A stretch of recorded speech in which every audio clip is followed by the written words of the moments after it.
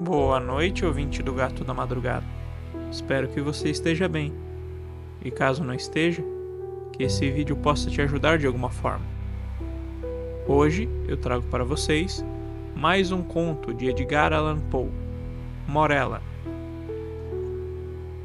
Era com sentimentos de profunda e singularíssima afeição que eu estimava minha amiga Morella. Conhecia-a acidentalmente há muitos anos, e minha alma, desde nosso primeiro encontro, ardeu com um fogo que nunca antes tinha experimentado.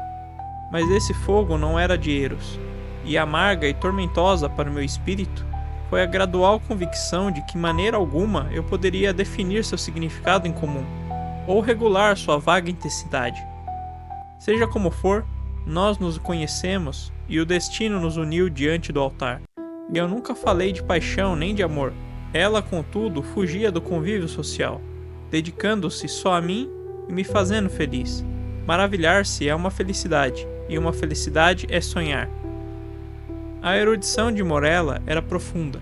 Garanto que seus talentos não eram comuns, e que os poderes de sua mente eram gigantescos. Sentia isso, e em muitos assuntos tornei-me seu discípulo. Contudo, logo compreendi que, talvez por ser educado em Presburgo, ela me apresentava um grande número de obras místicas, que são consideradas geralmente como o simples refúgio da primitiva literatura alemã.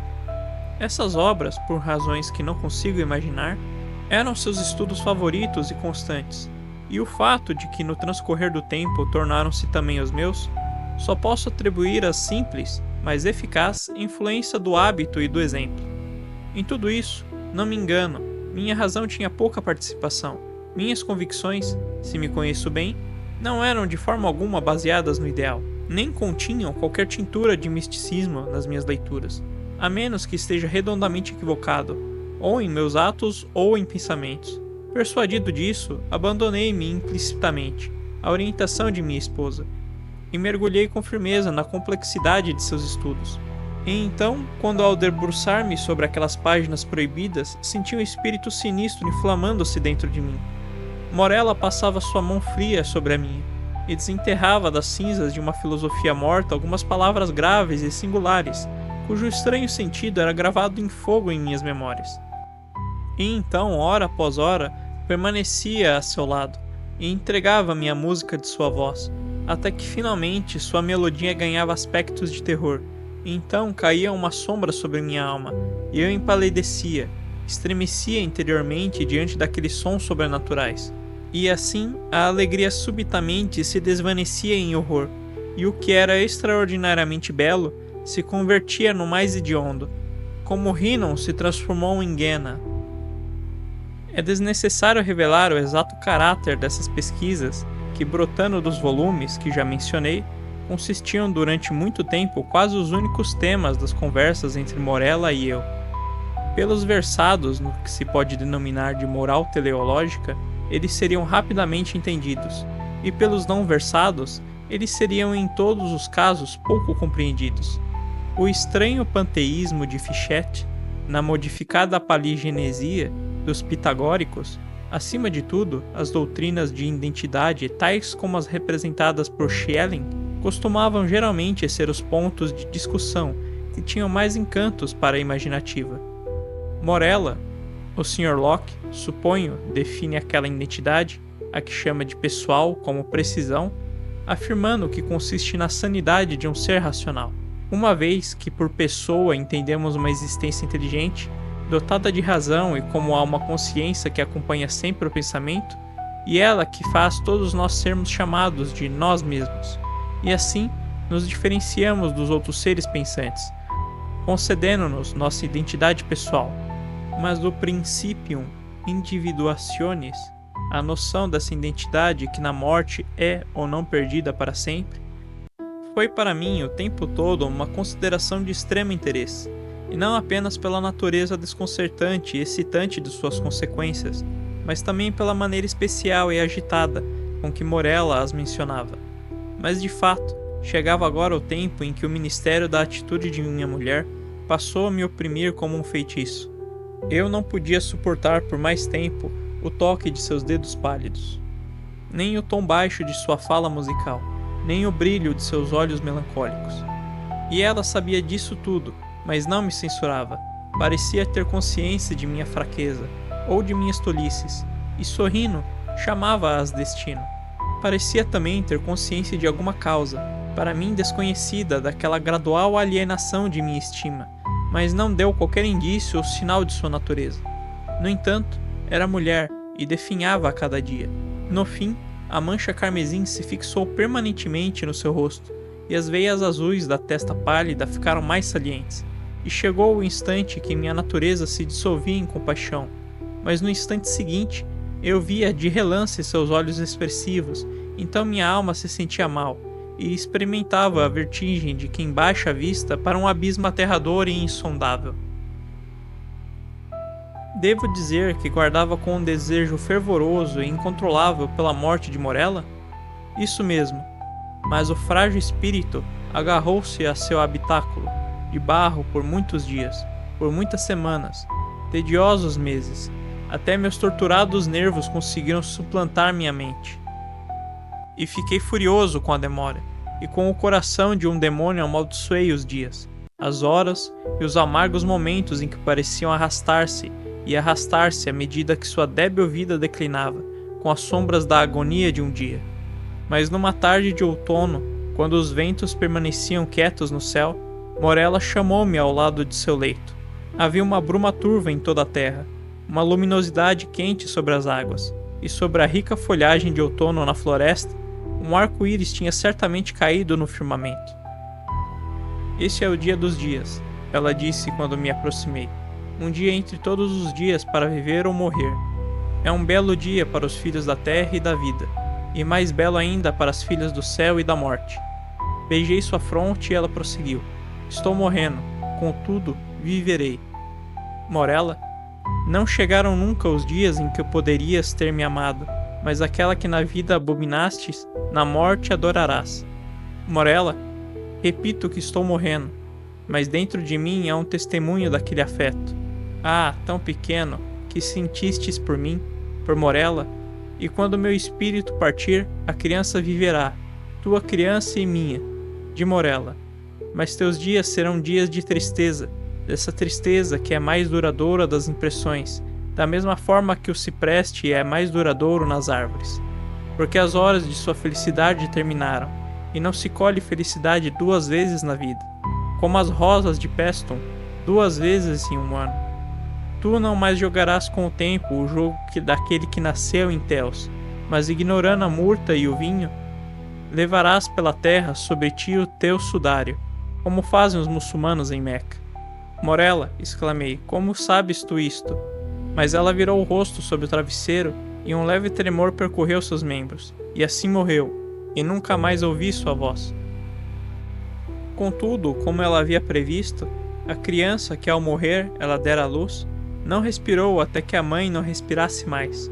A criança, uma filha, viveu, e cresceu estranhamente em estatura e inteligência, e era de semelhança perfeita com a que tinha morrido, e a amei com um amor mais intenso do que acreditava ser possível sentir por qualquer habitante da terra. Mas antes que passasse muito tempo, o céu daquele puro afeto ficou escuro, sombrio, e o horror e a tristeza o cobriram de nuvens. Disse que a criança cresceu estranhamente em estatura e inteligência.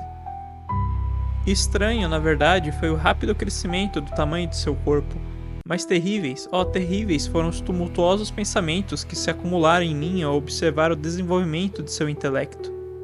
Poderia ser de outra maneira quando eu descobri diariamente nas concepções da filha os poderes e as faculdades adultas da mulher?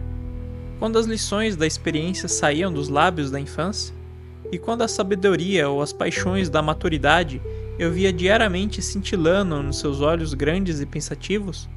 Como, digo, tudo isso apareceu evidentemente a meus sentidos aturdidos. Foi quando já não era mais possível esconder de minha alma sem as minhas faculdades estremecidas pudessem rechaçar aquela certeza. Como pude estranhar que umas suspeitas de natureza espantosa e emocionante se insinuassem em meu espírito, e que meus pensamentos se voltassem apavorados às histórias estranhas e às impressionantes teorias da sepultada Morella. Arranquei da curiosidade do mundo um ser a quem o destino que mandava adorar, e no severo isolamento de meu lar, observava com uma agonizante ansiedade tudo o que concernia a criatura amada. E quando os anos transcorriam, e eu contemplava dia após dia seu rosto santo, meigo e eloquente, e examinava suas formas que amadureciam, dia após dia, eu descobria na criança mais pontos de semelhança com sua mãe, a melancólica e a morta, e a cada hora aumentava as sombras de semelhança e mais complexas, e mais definidas, e mais inquietantes, e mais atrozmente terríveis em seus aspectos. Se o seu sorriso fosse igual ao da sua mãe, eu podia suportar, mas então eu estremeci diante da identidade tão perfeita. Que seus olhos fossem iguais aos de Morella, eu tolerava, mas eles também sondavam as profundezas de minha alma, com a intensa e perturbadora expressão de Morella, e no contorno da fronte alta, nos anéis dos sedosos cabelos, nos pálidos dedos que neles se enterravam, e no triste som musical da sua fala, e acima de tudo, nas frases e expressões nos lábios da amada e viva, eu encontrava ali alimento para pensamentos desgastantes e horrores para um verme que não queria morrer. Assim se passaram 2 lustros de minha vida, e até então minha filha continuava a não ter nome nesta terra.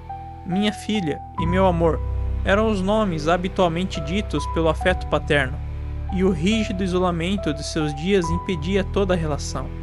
O nome de Morella morrera com ela no dia de sua morte. Sobre a mãe nunca tinha falado com a filha, era impossível falar. Na verdade, durante o breve período de sua existência, a última não tinha recebido nenhuma impressão do mundo exterior, exceto as que foram proporcionadas pelos estritos limites de sua privacidade. Mas finalmente a cerimônia de batismo apresentou-se à minha mente naquele estado de desalento e excitação como uma pronta liberação dos terrores de meu destino. E na pia batismal hesitei por um nome. Vieram um tropel, aos meus lábios muitos nomes de sabedoria e beleza, nos tempos antigos e modernos, na minha terra e das terras estranhas, assim como muitos nomes de gente nobre, feliz e bondosa. O que foi então que me impeliu a disturbar a memória de gente morta e enterrada? Que demônio me instigou a pronunciar aquele som, cuja simples lembrança costumava fazer fluir o sangue cor de púrpura em torrentes, das têmporas ao coração? Que espírito maligno falou das recônditas de minha alma, quando entre aquelas naves sombrias e no silêncio da noite, sussurrei ao ouvido do sacerdote as sílabas: Morella. Quem senão um espírito maligno convulsionou a fisionomia de minha filha e nela espalhou as cores da morte quando, sobressaltando-se ao ouvir aquele som quase inaudível, voltou os olhos vítreos da terra ao céu e, caindo prostrada nas negras lajes de nossa cripta ancestral, respondeu: Aqui estou.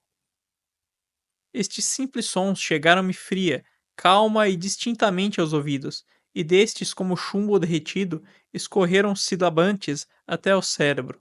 Podem passar anos e anos, mas a lembrança dessa época nunca. Não posso dizer que ignorasse as flores e a vinha, mas a cicuta e o cipreste dominaram-me noite e dia, e deixei de ter noção de tempo ou de lugar, e as estrelas de meu destino apagaram-se no céu, e desde então a terra escureceu, e as suas figuras passaram por mim sombras fugazes. Entre todas elas eu apenas via Morella. Os ventos do firmamento sopravam apenas um som aos meus ouvidos, e as ondas do mar murmuravam incessantemente: Morella.